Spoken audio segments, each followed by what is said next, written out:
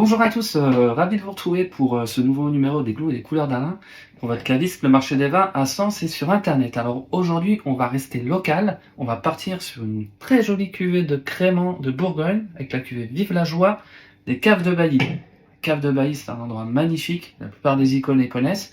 On est donc en réalité, on n'est pas très loin de Chablis, Rancy, voilà. On est dans ces coins-là, c'est une maison très active qui existe depuis les années 70. Qui regroupe un peu plus de 400 vignerons, et là on est vraiment dans le berceau de l'appellation crément.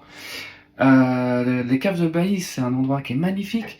À titre d'exemple, au Moyen-Âge, donc c'est une ancienne carrière. Au Moyen-Âge, les pierres extraites de cette carrière partaient et ont notamment servi à ériger le Panthéon, Notre-Dame de Paris. Voilà, en tant qu'Iconais, on peut être fier aussi de ce patrimoine-là. Aujourd'hui, ça ressemble un peu aux crayères finalement que vous pourriez visiter en Champagne. Voilà, d'un endroit magnifique. On est à plus de 50 mètres sous terre et on est dans des conditions parfaites à la fois pour faire du vin et pour faire vieillir du vin. On est sur une température constante de 12 degrés et sur des taux d'humidité de plus de 80% constamment. Donc c'est parfait. Alors vive la joie, cette cuvée des Caves de Bailly, c'est une cuvée très particulière. C'est vraiment la cuvée haut de gamme, on va dire. L'idée étant de garder les plus beaux raisins qui viennent des plus belles parcelles et de faire un vin complexe, élégant et de grande garde. Hein, donc c'est une cuvée qui est vieillie 10 mois en cuve inox et après qui vieillit pendant plus de 5 ans sur latte avant dégorgement. Toujours voilà, dans l'idée de faire un vin qui reflète son terroir, qui raconte quelque chose et en même temps qui soit un joli vin de garde. Je propose qu'on le goûte. Donc, sur cette cuvée, hein, on est sur un assemblage de Pinot Noir et de Chardonnay et on est sur ces fameux sols, ces fameuses marnes calcaires typiques de la région, hein, typiques du Chablisien.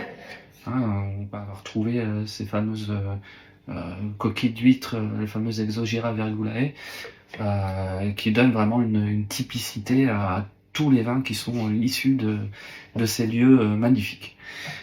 Donc voilà, on va le goûter.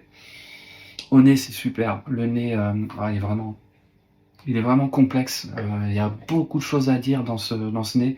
On retrouve tout de suite le marqueur donc du côté salin, le côté iodé, le côté minéral avec un peu de silex frotté.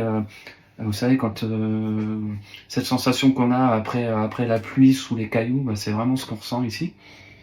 Mais on a plus que ça, on a un côté très floral, très fleur blanche, on a du fruit, on a des fruits du verger, on a de la poire, on a une légère épice, moi je ressens un petit côté légèrement vanillé, c'est très agréable. Voilà, c'est vraiment un très joli nez, il y a encore d'autres choses, ça ne cesse d'évoluer. C'est un nez qui est très complexe, vraiment. Voilà, je propose qu'on le goûte.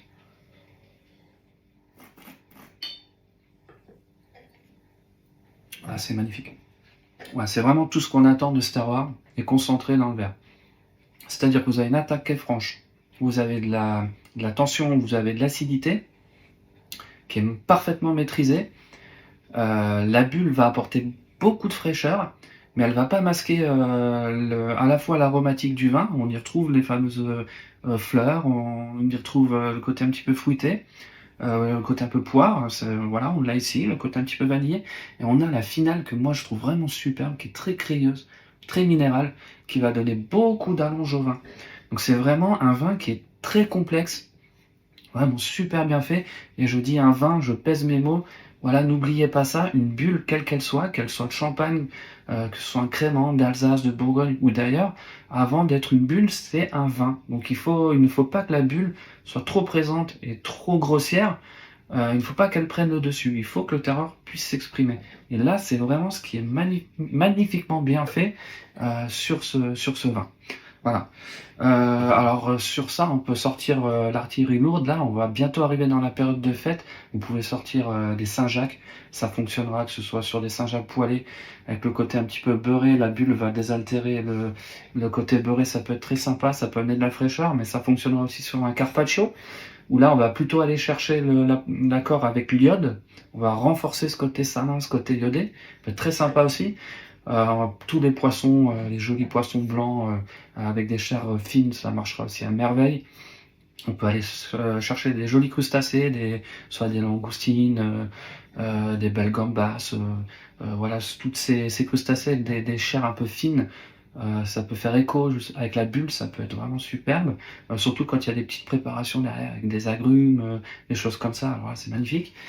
Et on peut aussi vraiment avoir un accord un peu en fraîcheur, un peu d'opposition quasiment, en allant chercher les fromages régionaux, typiquement un chaos. Vous pouvez aussi aller chercher un brie à Savarin, mais la bulle va venir désaltérer le gras, il va venir ouais, là aussi apporter de la fraîcheur, ça va être magnifique. Donc voilà, vous l'aurez compris, c'est vraiment pour moi une des plus belles cuvées de crémant de Bourgogne, tout simplement. D'ailleurs, c'est une cuvée qui ressort toujours très très bien notée dans la plupart des guides, et on est sur un rapport qualité-prix qui est exceptionnel.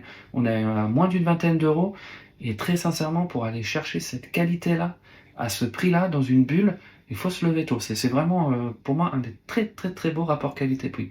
Donc voilà, vive le crémant, vive la Bourgogne, vive la joie. À bientôt.